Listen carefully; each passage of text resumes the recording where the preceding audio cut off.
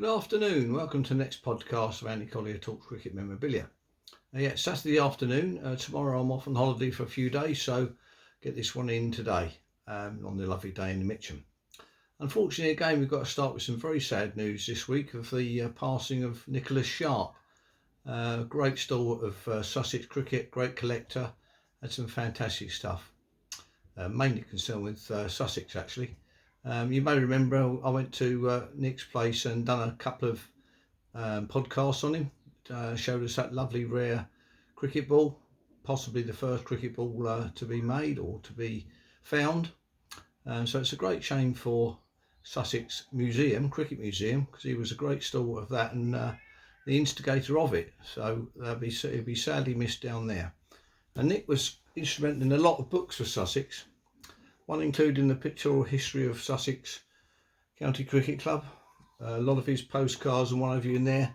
This one quite a rare book actually because it was they had a flood down there and it destroyed quite a few of the copies. So it's a good one to get hold of if you can get hold of it. And it was done by, edited by Roger Packham, Nicholas Sharp, Phil Barnes and John Philby. I know John's going to miss Nick quite a bit and he's hoping that perhaps Nick will be leaving some of his stuff to Sussex Museum. That might be a great thing to do, to see some of the gems that he had. Another one he did was with Bob Jones, the Sussex cricket postcards, mainly all Nicholas's ones. He was a great scorecard collector, was Nick. I'm going back many years. I think he went to his first match in 1944, I think, down at Hove and saw the Indians and they scored 400. So I think it was 1944. But again, lovely postcards in this one here. So he'll be sadly missed, especially from the Cricket Memorabilia Society as well. He passed on all his good wishes to his family. So rest in peace, Nick Sharp. Thanks very much for what you've done for the cricket collecting world. Okay, so on to the next stuff that's turned up this week.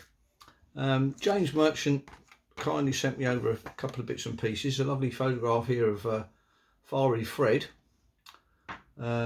with a load of, looks like it's Colts cricketers. They might be sort of early Yorkshire cricketers there. I don't know whether you recognise those on there, anybody? Young players, I certainly don't, not being a Yorkshire boy, but a nice photograph there of probably Fred telling him what a great batsman he was. And bowler probably. So that's a nice picture there. A nice one here of South African Test Tour 1965 to England. All the pen pictures in there, fixture card on the back. I don't think that's an official one, but it's just souvenir program. So it's got a nice photograph of the boys in the front there, and a nice sort of write up of the team there from South Africa, 1965 Tour of England. A nice one here. This is the Cricket Book Society of Hunstanton, Norfolk. And it's the MCC in Australia 1946-7, so it's got all the test match results in there, little write-ups and what have you, and what they've done on that tour. Wally Hammond was obviously captain just after the war, so first one after the war to Australia, so it's a nice little addition there. And then Roger Packham came round in a week and he passed on to me these ones here, which are volume 1 issue 1 of Who's Surrey Now? So don't know how many of you have got some of these. It's got Stewie's 118 and 143 there in Barbados, so that's when it started, 83-4 or 84 should I say. And then it's got volume, cost £1, volume 1 issue 2. So there we are. I'm not how long this went on for, I don't know, but there's some interesting little ditties in there. And then a lovely signature sheet there from an album, 1921 Surrey team that actually played Leicester.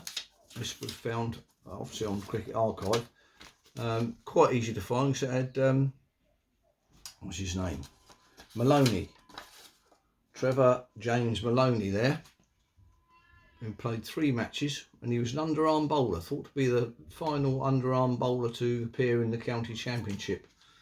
And also who we got there, Albert James Freeman, and he played 1 game for Surrey in 1919, but he played a few for the seconds, and this was obviously when he was 12th man at Leicester. What was it? Where was it? Elston Road, Leicester, May the 18th, 19th and 20th.